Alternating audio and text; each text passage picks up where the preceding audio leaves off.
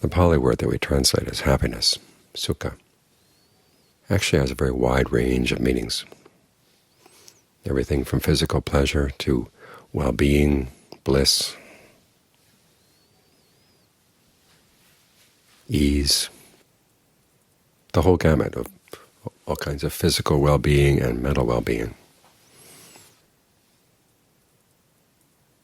And sometimes happy seems to be the right translation, and sometimes it seems a little bit airheaded.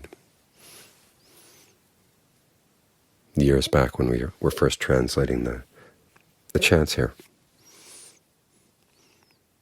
I had an opportunity to go to a meeting where there were some nuns and monks from England. Over there they translate the passage, Ahang Sukhito, may I abide in well-being, which a friend of mine called Benedictine Pali. And one of the nuns was curious to find out how we translate it, and so I said, may I be happy? And she started laughing so hard she almost fell out of her chair.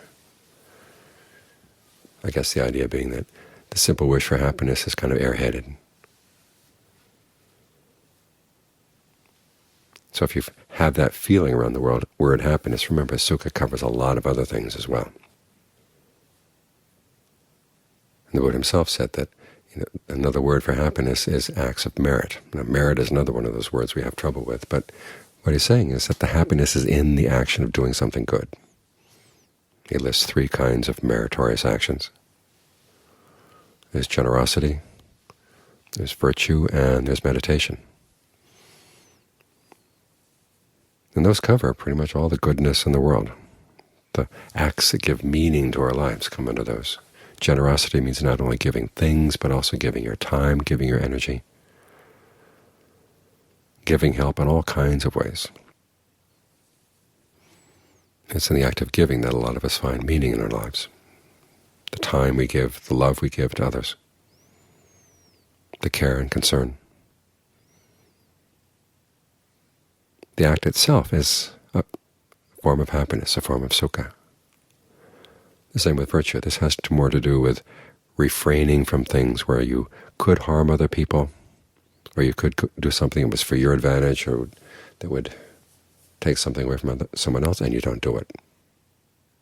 You have a sense that your worth as a person is much more important than whatever little gain you might get. And that's another area where we can find a lot of meaning in our lives. And then there's meditation. The Pali word here is bhavana, which means to develop, developing good qualities in mind. We primarily think of it in terms of developing mindfulness and alertness and other good qualities as we sit here and do formal meditation, but it applies to all areas where you see that your mind needs to train itself in noble qualities, in your thoughts and your words and your deeds.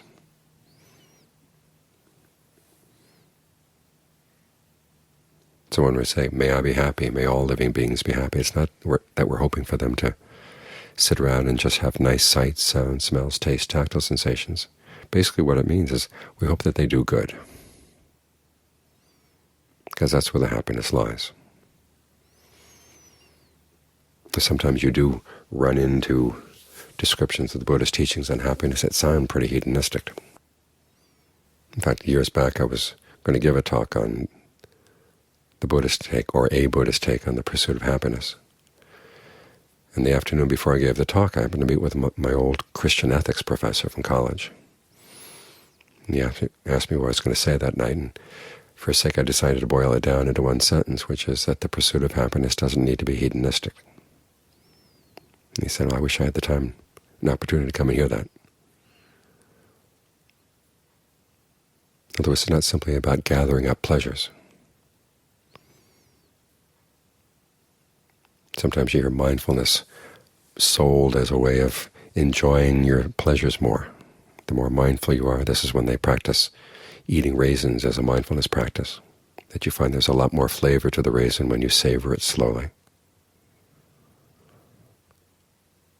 There's a lot more pleasure in the experience of drinking tea when you sip it slowly. Enjoy the warmth of the cup in your hand and all that other stuff. There was a psychology professor writing about positive psychology, and he was pointing out the fact that various approaches to pleasure and happiness in life, the lowest is trying to enjoy sensual pleasures. And all he knew about Buddhism was the Raisin Mindfulness School. And so he's trying to write about Buddhism in a respectful way, but he couldn't help but place Buddhism at the very lowest end of the various approaches to happiness in the world. This is what happens when you try to sell Buddhism in a way that you think is going to appeal to people. Teaching that if you practice mindfulness, you can consume your pleasures of life, or squeeze a lot more happiness out of the consuming of your pleasures of life. So there is that story about Buddhism going around out there, but it's not what the Buddha taught. As I said, the happiness lies in the actions. When you do something skillful, you do something noble, that's where the real happiness lies. Both because there's a sense of well-being as you do the thing, you're realizing that what you're doing is not harming anybody, and in the sense that it's going to produce happiness down the line, both for yourself and for other people.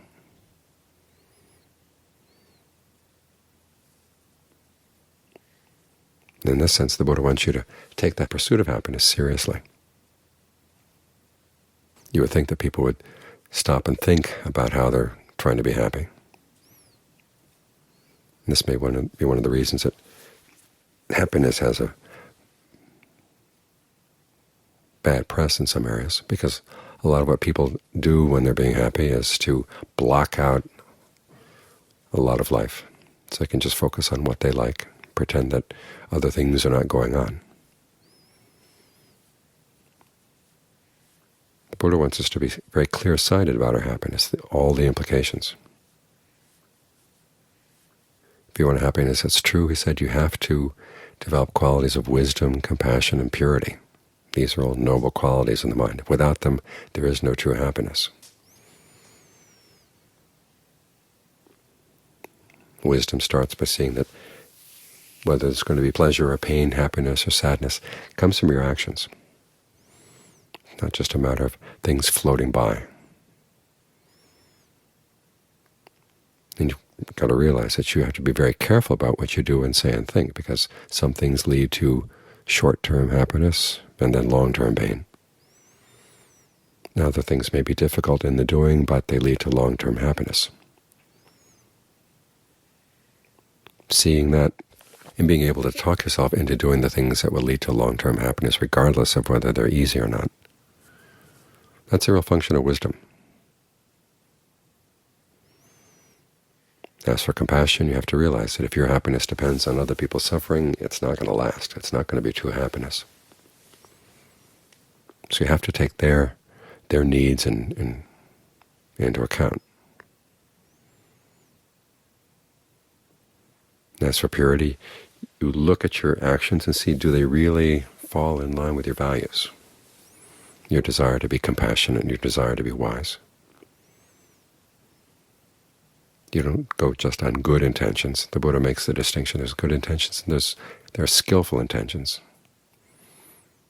Good intentions, you may mean well, but you can end up causing a lot of harm because you're not really looking carefully at what you're doing or the results of your actions.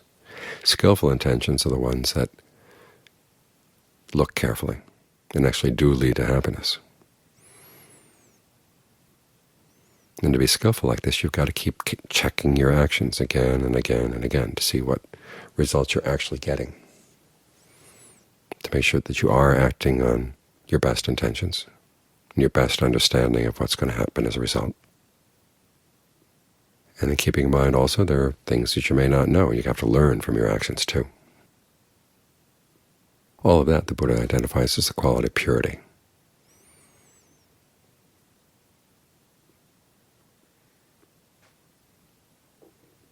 So there are good, noble qualities you can develop in the mind, and it's in the developing of those noble qualities that true happiness lies.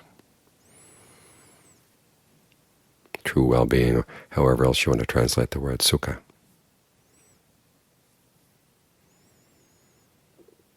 So as we meditate, we're here partly because of the sense of ease and well-being comes as you get the mind to settle down. But we use that as a tool.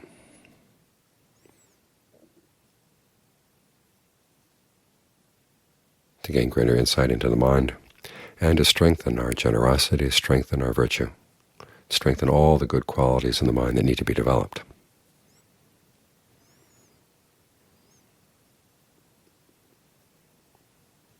The pleasure of the meditation is happy in its doing, but it's also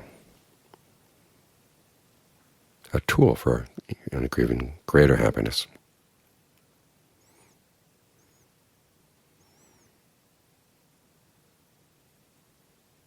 And it's what gives meaning to our lives, the fact that the mind is developed. There are a lot of things that we try to accomplish in life that depend on outside situations, projects we'd like to do, and sometimes we actually do accomplish them, and then someone comes along and erases that.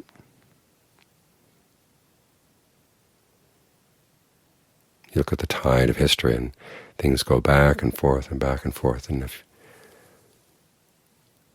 your sense of accomplishment or meaning lies in the sense that you've made a permanent change in the world, it's going to be disappointed. I remember listening to a lawyer who was talking about how when he started out his career, things seemed to be heading to greater and greater freedom and greater goodness. And then the tide turned. He saw all his accomplishments just being frittered away by one court case after another. So if you're looking for meaning in those terms, the world is a pretty cruel place. But if you look in terms of the good qualities you develop in the mind, they don't have to depend on the world outside. And the actions you do that are skillful, that are meritorious, that are meaningful.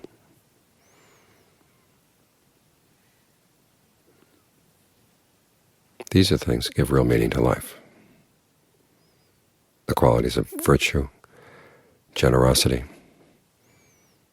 and all the other things that the Buddha describes as inner treasures or inner perfections.